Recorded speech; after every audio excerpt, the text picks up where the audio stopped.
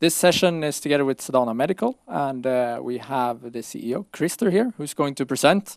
And we'll finish off with a Q&A session, so keep your questions for afterwards. So with that said, welcome and go ahead. Thank you very much. And also for the introduction and for the invitation. And I will today talk about Sedana Medical and our aim. What we are actually focusing on is something called inhaled sedation, and for intensive care unit patients. And just a brief summary before I go into the details here. I mean, we are a Swedish medtech company, but also very close to become a pharmaceutical company.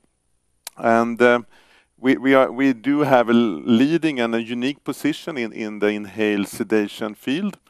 And we have a delivery system for volatile anesthetics that is approved, but still we are working on to get the full registration of the drug. So we will have the full therapy approved shortly. That is our aim. And what we see here is that we will have a registration in Europe by 2021 and some years later in the US. The market potential we are facing is 2 to 3 billion euro annually. So let's go into more details in what we are doing. I mean, we are working in the area of intensive care patients, and they are suffering from a life-threatening disease, and almost 50% of the treated patients in an ICU do need breathing assistance via ventilator. And to tolerate that and to give safety and comfort for the patient, you need to sedate the patient. And normally what you do today, we are using in the healthcare, using intravenous sedation. And these are old drugs such as propofol, the Michael Jackson drug, and also benzodiazepines. You have midazolam, and they are narcotic classified drugs. And these drugs do have challenges, and they are actually indeed, they are developed actually for short-term general anesthesia for a healthy patient. And the longer you are sedated as a patient, the longer that you are using them, the more complication you get. And there is a group of medicines available in the hospitals called volatile anesthetics, and they are much preferable and better alternative for long-term sedation. The problem historically has been that we have no possibility to deliver these volatile anesthetics in the ICU, and but they have been used in the hospital for decades for general anesthesia in the hospital in the operation theater in the hospital. Because there they have the access to the anesthesia machine, and the anesthesia machine is developed for delivering of volatile anesthetics and administering and control these drugs for short-term usage and for a healthy patients. And they are not allowed, and they are not developed, and they are not registered for usage of a very severe ill patient in the ICU. So when this medical device now is on the market, we open up the ICU market for delivery of volatile anesthetics. But because what we do here is that we use this small device and we combine that with a ventilator existing in all ICUs in the world. And we also have an infusion pump or a syringe pump that normally are delivering the intravenous drugs. So what we do here is that we fill a syringe with isoflurane, which is the volatile anesthetics, and instead of connecting it to the body intravenously, you connect it to the anaconda here. And when the patient who is intubated with a tube from the ventilator, you connect the anaconda between the ventilator and the patient in the tube here. So then when the patient inhales, the liquid goes up in the anaconda, and actually anaconda is vaporizing the liquid into gas, and you get sedated more or less immediately. And when you exhale, then you also have a circle system or a reflector system. First, we have a filter system built into this, where you first get rid of the CO2, which is the waste, so to say, but you keep 90% of the drug in the filter system here. So that means that you're only adding up another 10% from the syringe into this. And then the waste, that is the waste from the drugs is captured in our scavenger filter connected to the ventilator as well.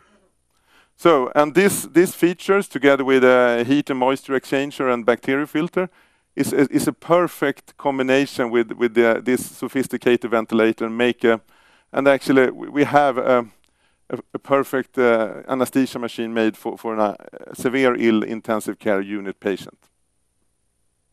So this one is approved and registered in Europe, the Anaconda, for delivery of volatile anesthetics. The problem is that none of the volatile anesthetics is approved for sedation, long-term sedation in the ICU. So what we are doing now, we are actually taking the original substance isoflurane to upgrade that with a full dossier and get 10 years data exclusivity, and we will brand it as Isoconda. So we do clinical studies and upgrade all the clinical documentation behind this. So we will have exclusivity, and we will tie it very, very closely to, connect it very closely to Anaconda. So you need to deliver Isoconda with Anaconda.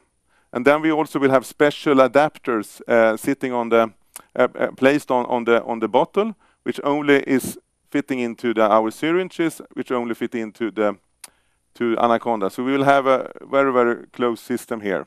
And that's the idea from both protection point of view, but also from a commercial point of view, to have it very, very close together. So, and going forward, why do we believe so much in this treatment then? I mean, what we have seen before, I mean, we are talking about 3 segments actually for the inhaled patient, for the intensive care patients. Firstly, as I mentioned initially, the challenges that you have with intravenous drugs is that they are metabolized through the body fully, 100%, through liver and kidney. And most of the patients in intensive care, they have impaired organ functions, such as liver and kidney impairment. So they are not, so their organs doesn't work as they should. And inhaled sedation, they are not metabolized through the body. It's only metabolized through 0.2% through the liver. The rest, 99.8%, you exhale. So when you stop the delivery of volatiles into the body, it's gone after 15 minutes at least. So what you have seen in comparison with the intravenous drugs, it can take up to many days to get rid of this because of the poor metabolization in the body for this patient group, but also that you accumulate the drugs as well. And that gives you, of course, when you also start to accumulate the drug, you also get more and more side effects because you also need to, and that's also a problem. And one problem with sedation overall is delirium and hallucination. And here you can also see that we reduce that frequency quite significantly. And these two together also can show that we also reduce the ICU stay, which is important because we are lacking ICU beds in the world today. And also it's very costly. 3,000 euro per day it costs to stay in an ICU. And just recently also we have seen very, very interesting data in actually to improve the oxygenation in the lung. Actually, we have talked about organ protection earlier, where you can say that we have seen a lot of positive data in animal studies. But just recently we have seen also a human being study looking into severe ill lung patients, where you can have seen that you can improve the oxygenation and the gas exchange in the lung. And that is by definition the reason why you're ventilated. And if you can see in bigger study, in larger studies in the future, that really could be a game changer for the future. But still, we have small studies on this. But there is a reason, because all the volatiles do have an anti-inflammatory effect, and that is the reason why you have so poor oxygenation in the lungs. So there are very many interesting things here to look forward into. The prices that we're asking for is 100 euro per day, a combined IsoConDa together with the delivery system of Anaconda, and that should be compared with the average price of IV for approximately 40 euro per day. But of course, the premium is approximately then the double in this case. But of course, if you can save some hours on the ICU stay, then that's is a big saving potential. Going forward then, regarding the definition of the market, I just mentioned 2 to 3 billion per year, and that's mentioned, and that calculated, I mean, on number of patients, where we have 30 million patients treated in an ICU every year, and 8 million of those, they are both ventilated and sedated. And they are treated with sedation approximately 2 to 5 days in average, and with 100 euro per day, you get 2 to 3 billion. And that's divided approximately 1/3 in each region here. The thing is that the price level in US will be definitely significant higher than 100 euro. This is average price globally, I would say. So, what have we done then so far? I mean, this I have already mentioned is an off-label product, off-label status therapy. And that means since the drug is not indicated for or registered for this indication yet, it's classified as off-label, and that means that we are not allowed to promote it. And the physicians, the doctors can use it, but on their own medical responsibility. And that give you the reason why they're using it now more on a, what you say, last resource or rescue therapy when nothing else works, because that is what you can do, because there is a liability issue otherwise if you start to use it more as a standard of care when you have registered alternatives. But despite that situation, we have approximately 600 units ICUs in Germany who very early stage initiated this in their guidelines as an alternative to treat and sedate patients in the intensive care. We have reached approximately 5% of the market potential in Germany, and we have sold 300,000 units in Germany. So this shows that there is definitely a medical need. And how far are we then coming closer to this registration in Europe? I can come back to that. But in Europe, we are now, we have had an ongoing registration study for a while, and hopefully we will recruit the last patient in either in December or in January, so in 1 to 2 months. And after that, we will of course collect all the data and clean it and verify everything. So in April, May, the intention is to show the final, the headline results and the submission in summer 2020 in Europe. And this is a non-inferiority study, and we are comparing it with the propofol, which is the current standard of care. Going further then, to actually have a complete full dossier in Europe, we also need to have a plan for pediatric. And this study will be initiated in 4 countries in Europe: Spain, Germany, France, and Sweden, in the middle of next year. And we compare this as a first-line treatment alternative for kids, required by the EMA. They asked us, since this is such a promising treatment, they wanted us to do the study based on the first-line treatment. So that will be initiated next year.